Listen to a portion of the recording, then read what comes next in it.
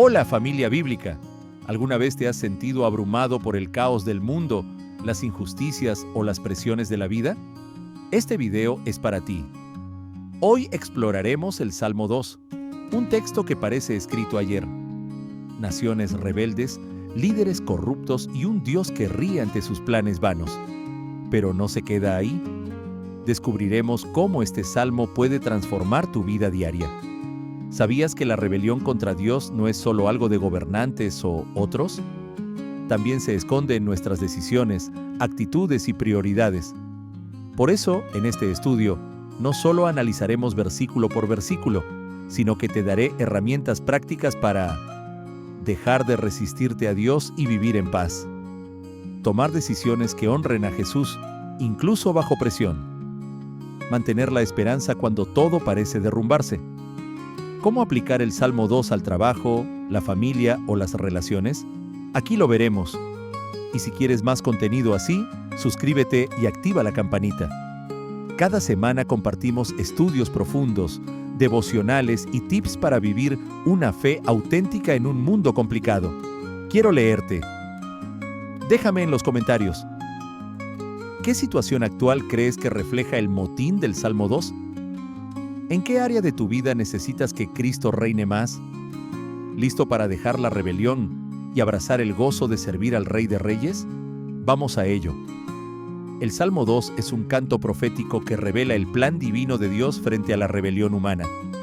Conocido como el Salmo del Mesías Príncipe, presenta un contraste dramático entre el tumulto de las naciones que se oponen a Dios y la soberanía inquebrantable de su ungido. A través de una estructura poética y teológica, este salmo anticipa el reinado eterno de Cristo y advierte a los poderes terrenales sobre la futilidad de resistir al Señor. En este estudio exploraremos, versículo por versículo, las profundidades de este texto, descubriendo cómo cada palabra apunta al triunfo final de Jesús sobre toda oposición. Versículo 1. ¿Por qué se amotinan las gentes y los pueblos piensan cosas vanas? El Salmo inicia con una pregunta retórica que expresa asombro ante la insensatez humana. Las naciones, agitadas como un mar embravecido, conspiran contra Dios y su ungido. Spurgeon señala que esta rebelión no es espontánea, sino un reflejo del odio inherente del pecado hacia lo divino. Históricamente esto se cumplió cuando Herodes, Pilato y las multitudes se unieron para crucificar a Jesús. Hechos 4:27. La palabra amotinan, del hebreo ragash, sugiere un tumulto violento, comparable al rugido de las olas. La vanidad de sus planes radica en su incapacidad para frustrar los propósitos eternos de Dios, como lo demuestran los fracasos de emperadores como Diocleciano, cuyo intento de erradicar el cristianismo solo aceleró su expansión. Versículo 2. Se levantarán los reyes de la tierra, y príncipes consultarán unidos contra Jehová y contra su ungido. Los líderes terrenales, lejos de ser víctimas pasivas, son instigadores de la rebelión. Su conspiración no es un arrebato momentáneo, sino un odio calculado y organizado. Spurgeon contrasta su astucia malvada con la tibieza de muchos creyentes en servir a Dios. Henry Smith agrega que su objetivo final no era solo rechazar a Cristo, sino destruirlo, cumpliendo así el plan redentor de Dios. Mateo 26:4. La unión de gobernantes y pueblos subraya la universalidad del pecado y la necesidad de un redentor que trascienda toda autoridad humana. Versículo 3. Rompamos sus ligaduras y echemos de nosotros sus cuerdas. La rebelión alcanza su clímax. Los impíos ven el yugo de Dios como opresión, no como libertad. Spurgeon compara esta actitud con Sansón intentando romper cuerdas divinas, una empresa imposible. John Trapp explica que las ligaduras son los mandamientos de Dios, que los pecadores consideran restrictivos, pero que en realidad son liberadores. Mateo 11:30.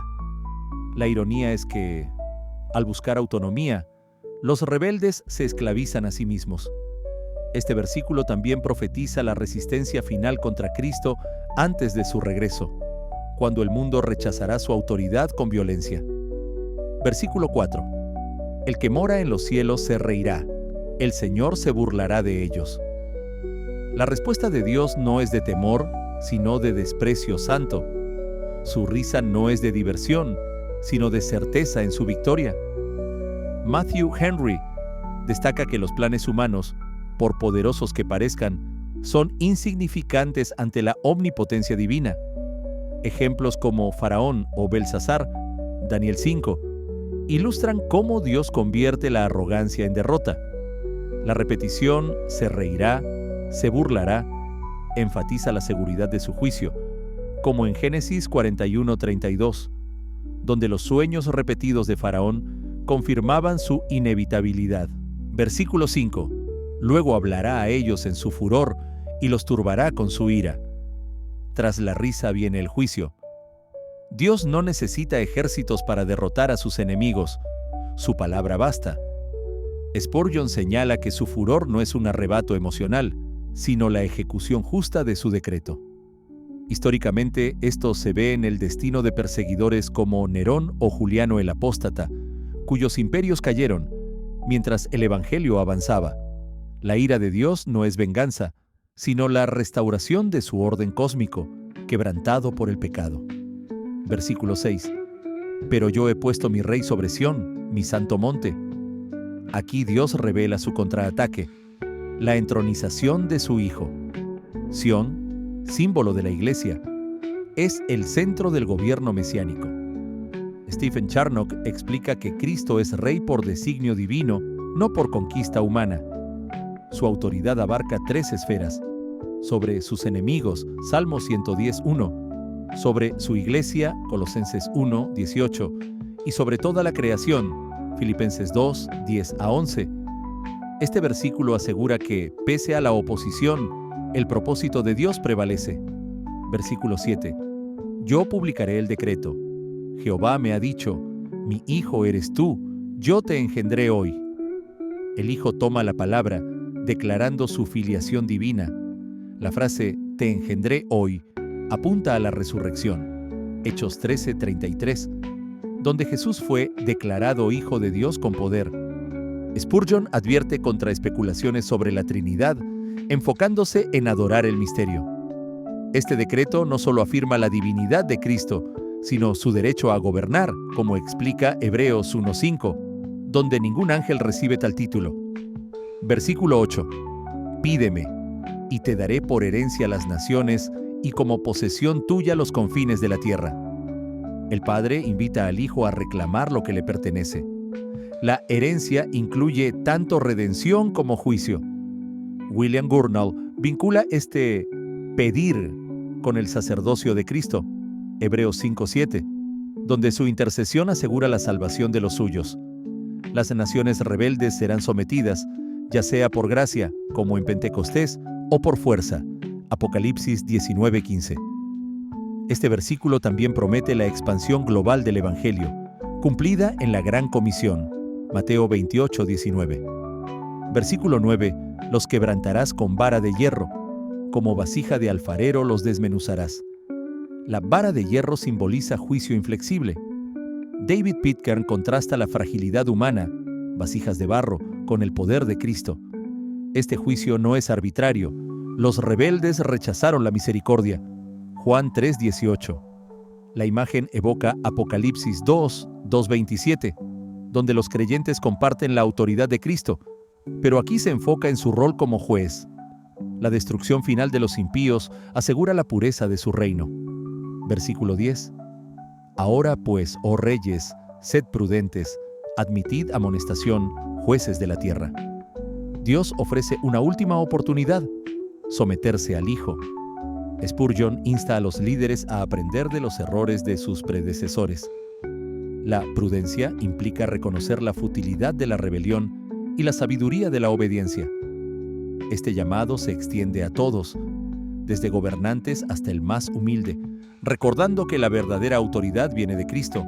Romanos 13:1. Versículo 11.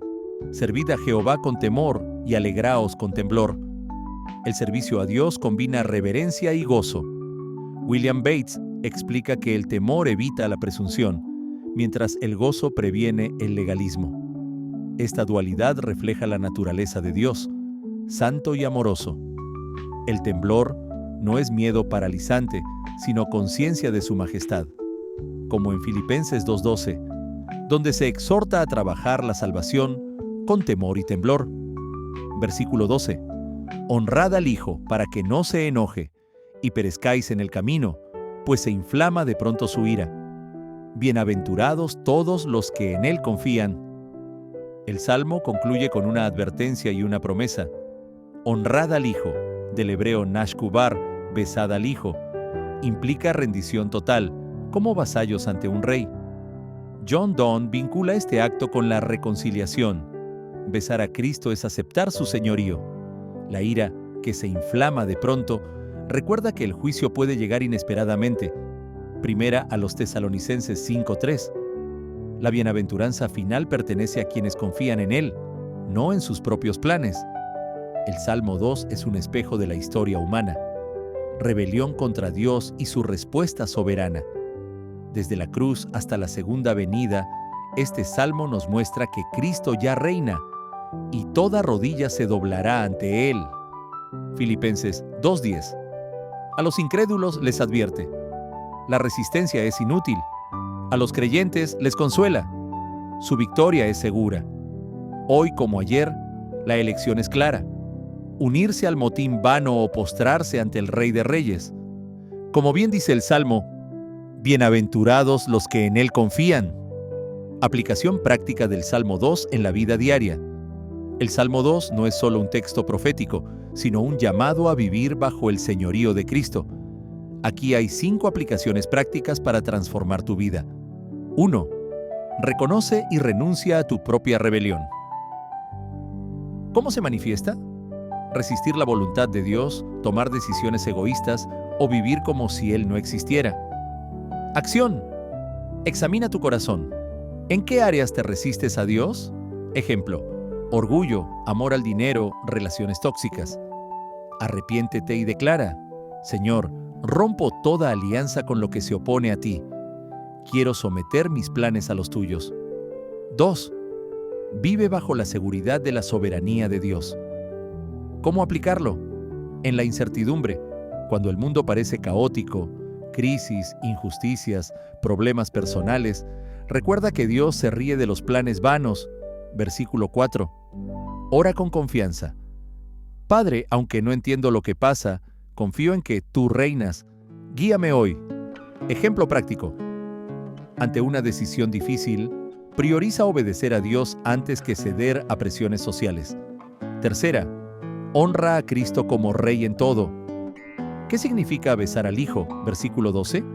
En lo espiritual, adoración diaria, no solo los domingos. En lo práctico, toma decisiones que glorifiquen a Jesús. ¿Honra esta película, serie, conversación a Cristo?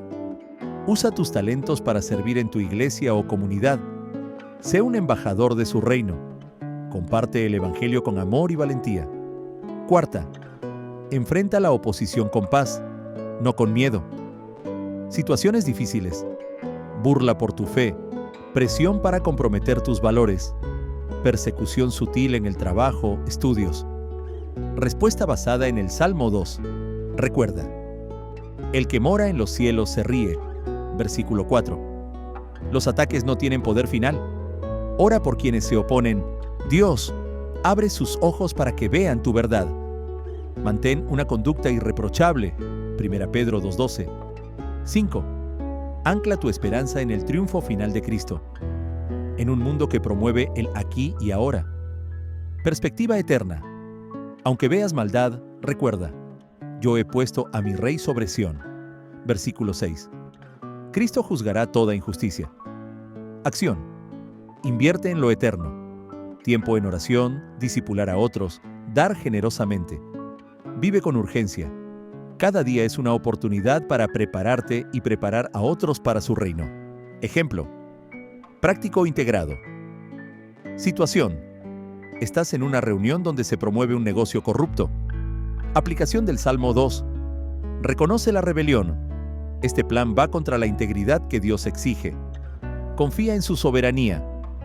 Dios proveerá sin que yo transija. Honra a Cristo. Prefiero perder este contrato antes que deshonrar a mi Rey. Enfrenta con paz. Si te presionan, responde con firmeza y gracia. Mi lealtad es a Cristo, no puedo participar. Mira al triunfo final, aunque esto duela ahora. Dios juzgará toda maldad y recompensará la fidelidad. Familia, llegamos al final. Si hoy has sentido que Dios te llama a rendir tu vida ante Él, este es el momento. El Salmo 2 nos muestra que Jesús es Rey y Él quiere reinar en tu corazón. ¿Quieres aceptarlo como tu Salvador y Señor? Repite conmigo esta oración. Señor Jesús, reconozco que he vivido lejos de ti. Creo que moriste en la cruz por mis pecados y resucitaste para darme vida eterna. Perdóname, transforma mi corazón y gobierna mi vida. Hoy te elijo como mi Rey y Salvador. Amén. Para este video consultamos la obra monumental, El Tesoro de David, la revelación escritural a la luz de los Salmos. Volumen 1 de Charles H. Spurgeon, editorial CLIE. Un comentario que recomiendo totalmente por su profundidad y claridad. Hasta el próximo video, Dios te bendiga.